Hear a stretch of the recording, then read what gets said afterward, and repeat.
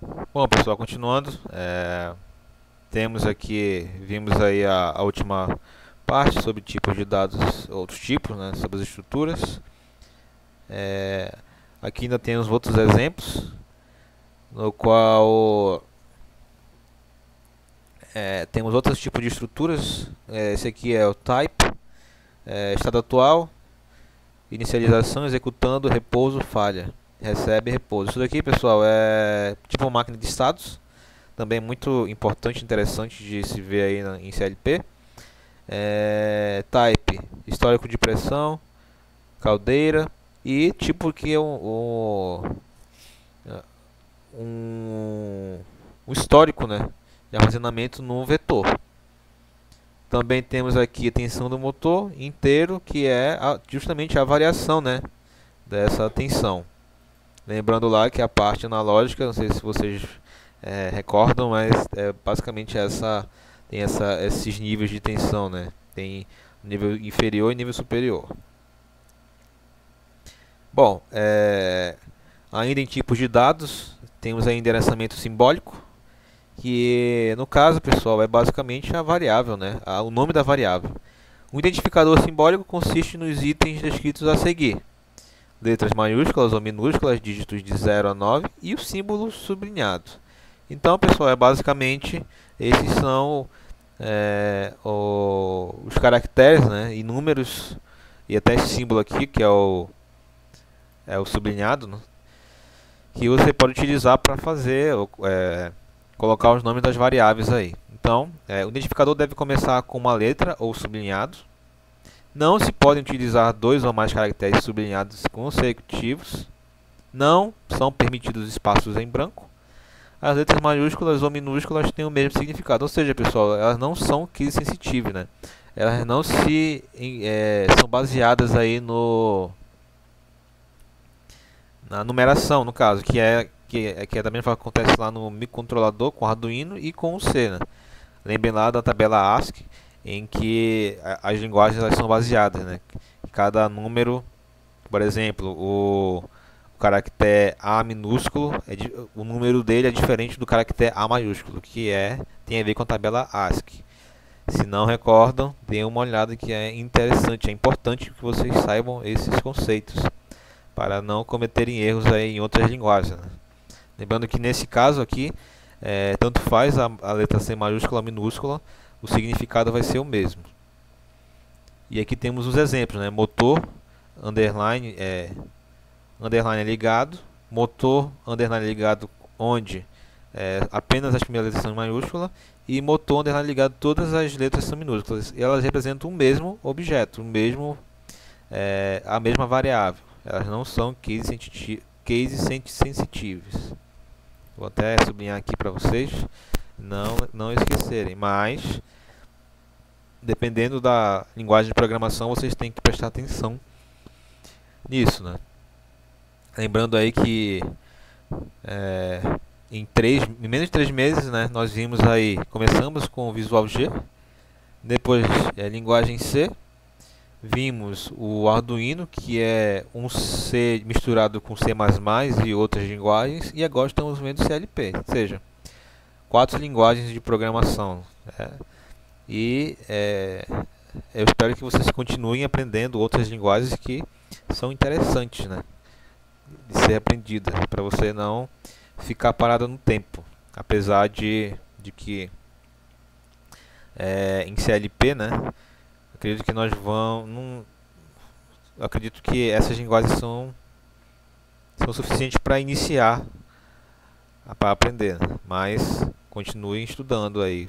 Tentem verificar aí Java, que são orientados a objetos, e entre outros, para poder vocês serem um profissional mais completo possível e é, conseguirem conversar, né, com desenvolvedores tecnicamente, beleza?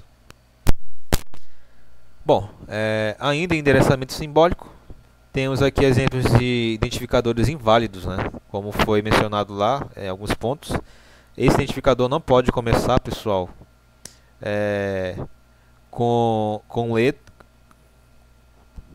com letra ou sublinhado. No caso, letra que se diz números, né? Que ele seja número e não pode ter também esse espaçamento, né? Botão, underline e as letras não podem conter nenhum tipo de acento. Ou seja, aqui no caso não pode ter a C cedilha, o tio ou acento agudo circunflexo. Não pode ter acento, porque é diferente. Os espaços em branco, né, como foi mencionado, também não são permitidos.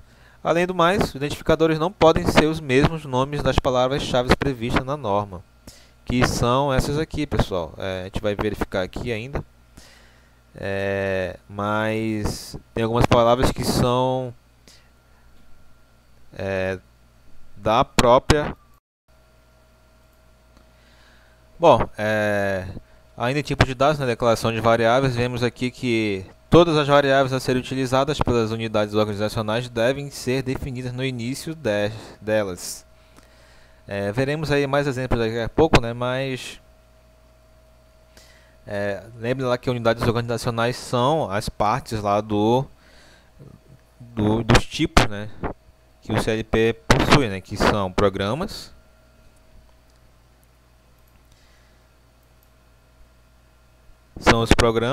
os blocos de funções e as funções, né? No caso das linguagens de programação textuais, né, lista de instruções ou texto estruturado, a declaração de variável é feita de forma semelhante à feita na linguagem Pascal. Pessoal, no caso, é semelhante ao C também. A única diferença da linguagem Pascal por C, quanto à atribuição, é que no Pascal é 2 pontos igual e no C é só o igual. Beleza? Todas as variáveis devem ser declaradas entre a palavra-chave var, que indica o início da declaração de variáveis, e a palavra-chave endVar, que indica o final do bloco de declaração de variáveis. Ou seja, da mesma forma lá que temos o type e o typedef end, né, que no caso você tem que delimitar sempre, né, entre essas duas palavras-chave tem aí as declarações. E uma pergunta para vocês: eu posso usar o var como uma variável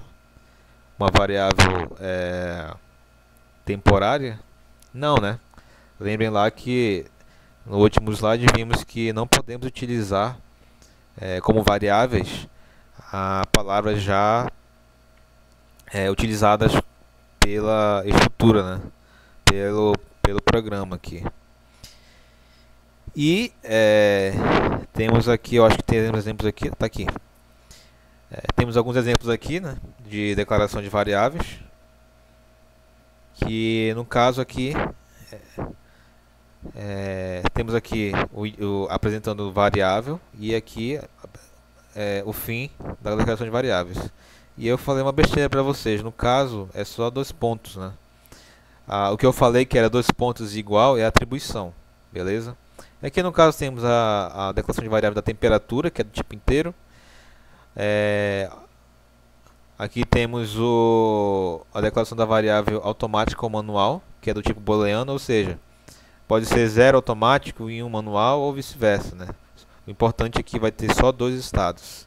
E aqui temos o finalizado, que é o terminou. E também, né, ou está finalizado ou não está. A declaração se inicia com o nome simbólico da variável, seguido do símbolo dos pontos e o tipo de dado e o símbolo ponto e vírgula, para indicar o final da declaração. Da mesma forma, pessoal, lembrem lá que no C e no Arduino, se nós esquecermos aí esses sinais, vai dar erro porque o compilador não entende que já finalizou ali o procedimento dele. Beleza? E vamos ver aqui, verifique que nós vimos aí declarações de variáveis e agora nós vamos ver variáveis internas, né?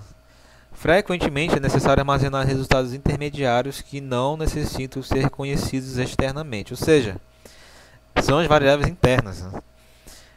Um exemplo que eu posso citar no C e no Arduino é quando a gente declara aquelas variáveis auxiliares, né? Que temporariamente elas pegam um valor para poder atribuir a outro logo abaixo. Então, o nome Assim, no paralelo do C aqui com a nossa linguagem de programação, seria isso, né? Só que aqui, é, dependendo do caso, não tem necessidade de você declarar uma variável global para obter esses valores, né? Lembrando que as variáveis também elas ocupam aí uma quantidade de memória. E as variáveis globais, tanto aqui como no Arduino ou no C, elas também contam muito, elas também ocupam muito espaço no caso. No caso da variável global, ela vai sempre ocupar aquele espaço em todo o programa, enquanto que quando nós utilizamos uma variável local, ou seja, dentro de um programa em C, dentro de uma função no caso, ela só vai ser utilizada naquele momento se a função for usada. Aqui é a mesma coisa, tem essa mesma preocupação de não ficar utilizando memória sem necessidade. Para tanto, são utilizadas as variáveis locais, as quais são declaradas entre as palavras-chave var e endvar. Da mesma forma, pessoal. Temos aqui os exemplos, né?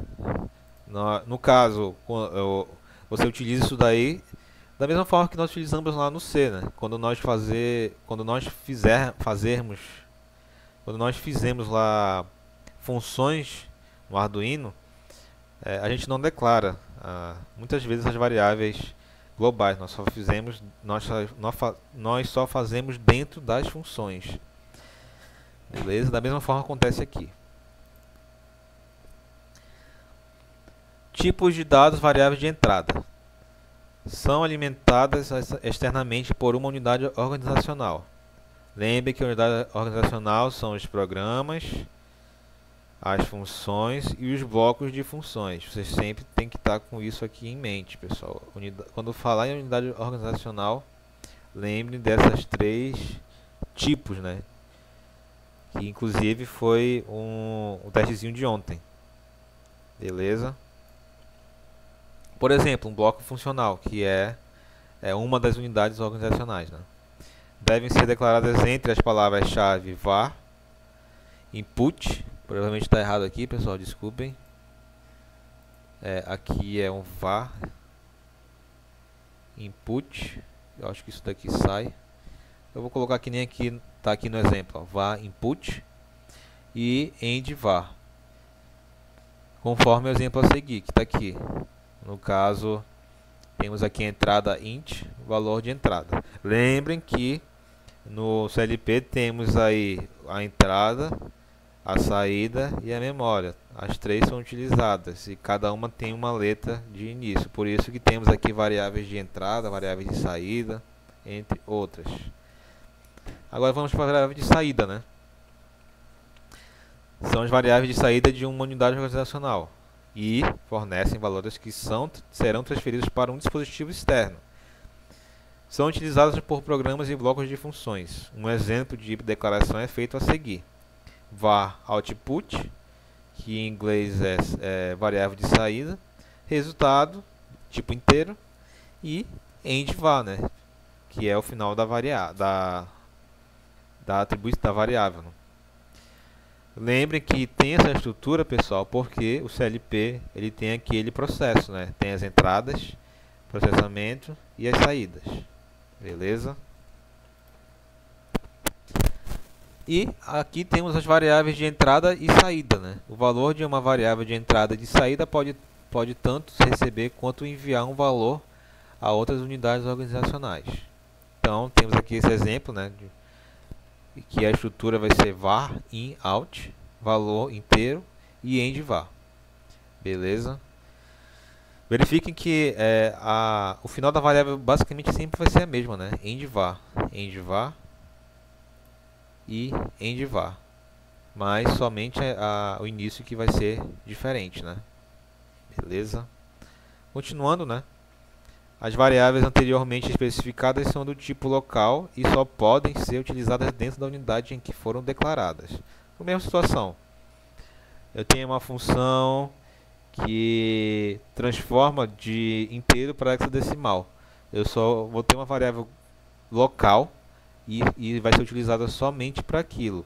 Se eu quiser acessar essa variável local, eu terei que colocar ela em todo o programa, na main no caso, na função principal do algoritmo, beleza?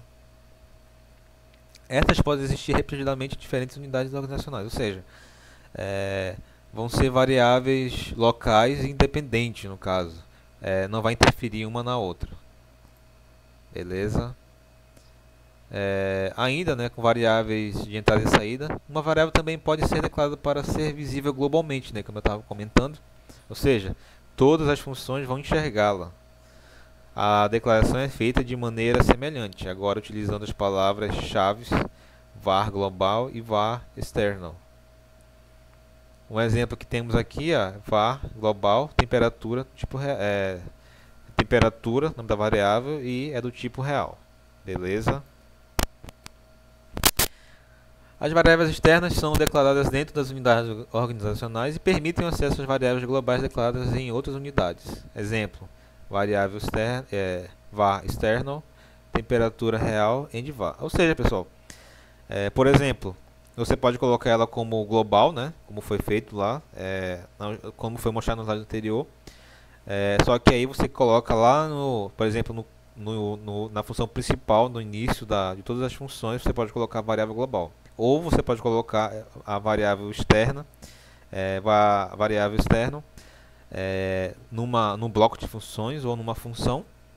E você pode acessar essa variável local em outros blocos de funções, porque ela está declarada do tipo external. Beleza? E acredito que por hoje tá bom, né?